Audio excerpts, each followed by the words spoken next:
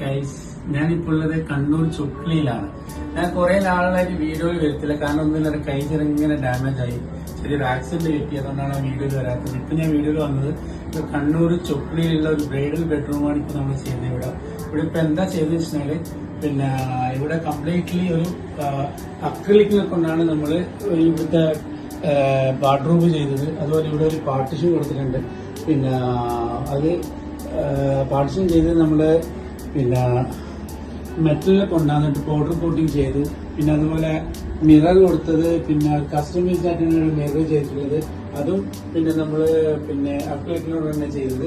ഇതും നമ്മൾ കബോർഡും നമ്മൾ ചെയ്ത അക്രിലിക്കാണ് കബോർഡ് കൊടുത്തത്. അതുപോലെ അതിന്റെ ഫ്രണ്ടില് ഗ്ലാസിനെ കൊണ്ടാണ് പിന്നെ കബോർഡിന് കവർ ചെയ്തിട്ടുള്ളത്.